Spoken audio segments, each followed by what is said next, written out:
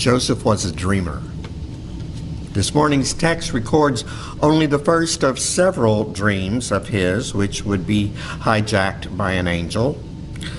In the next chapter, Joseph will be warned in a second dream to leave Bethlehem and flee to Egypt. In a third dream, he'll be told that it's safe to go back to Israel. In a fourth, he'll be warned to settle in Galilee instead of Judea. Maybe that's why he was named Joseph.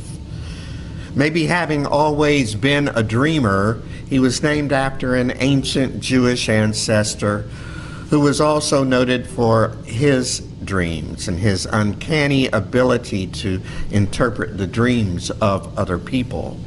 You probably heard his story, which is recorded in the book of Genesis, Joseph of the coat of many colors fame. The parallels between the two Josephs extend beyond their connection to dreams, though. Both of their fathers were named Jacob, and both would find themselves in Egypt, which would end up being a safe haven for them. Yes, there were several parallels between the two Josephs, but none more notable than the role that dreams played in their lives. Joseph was indeed a dreamer. And maybe that's why God seemed to favor him, because it appears that God is also a dreamer. We've spent the last 3 weeks hearing about God's dream for the world. The first week we learned of God's dream of hope. It's a dream in which the prophet Isaiah foretold of a time when all nations would stream to God to be taught the ways of God. A day in which the world would no longer learn the ways of war and violence, but instead lay down its weapons, spears and swords and firearms made for the sole purpose of killing our neighbor. These weapons would be transformed into implements of peace. This is God's dream of hope for the world.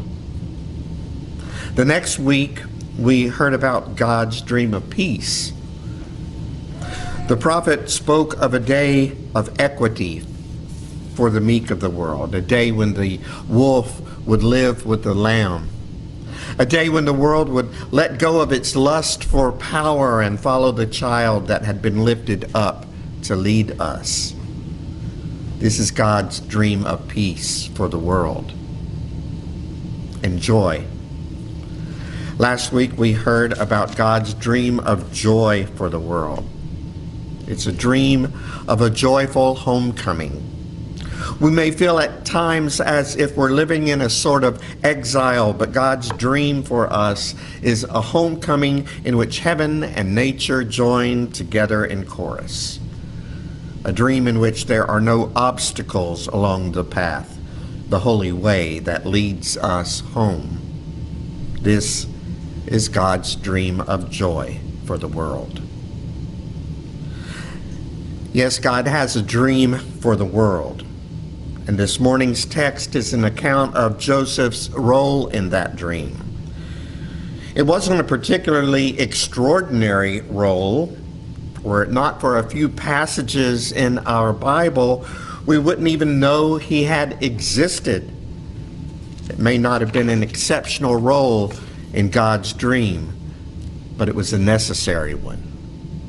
Joseph was selected to raise a child that wasn't his own. That's it. Raise Jesus up as if he were his own child. Care for him, love him, teach him the ways of righteousness for which he himself was noted.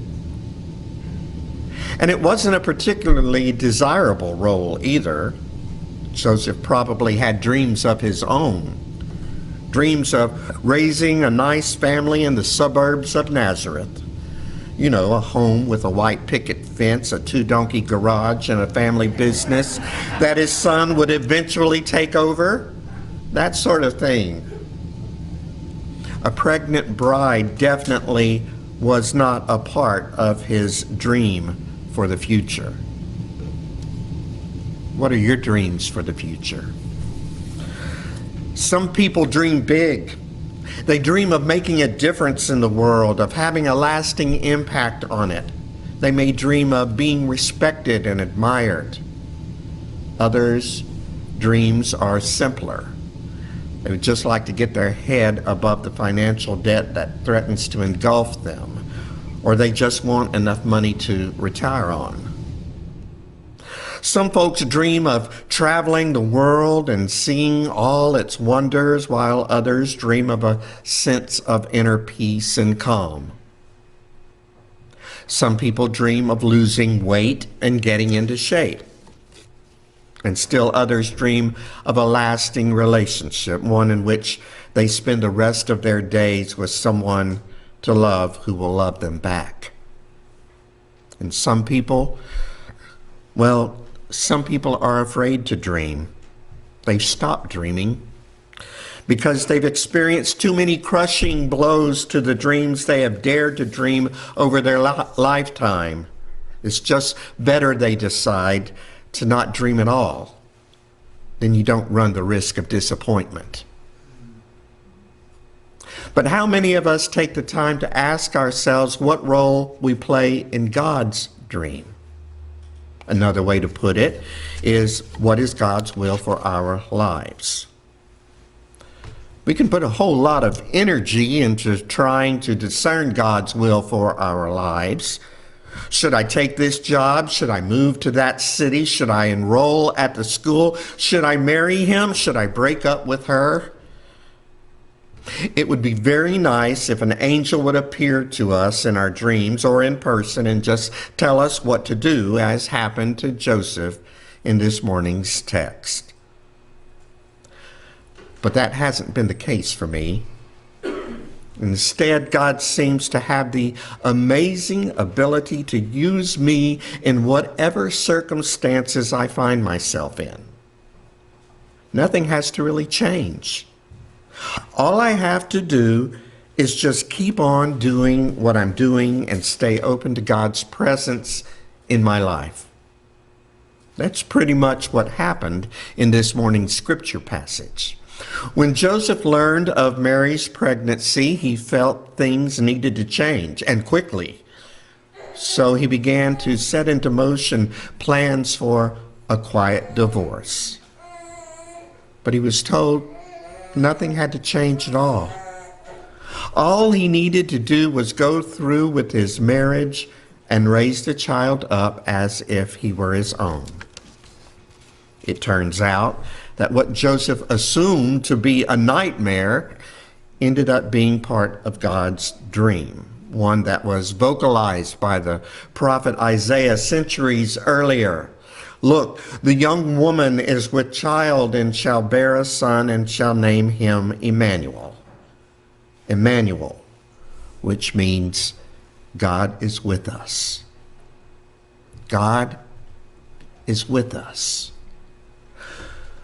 When Mary revealed that she was pregnant and the child wasn't Joseph's, he needed to remember that God was present and was able to use his circumstances to God's glory. Whatever your and my circumstances, it's important to remember that we aren't in this on our own. God is with us.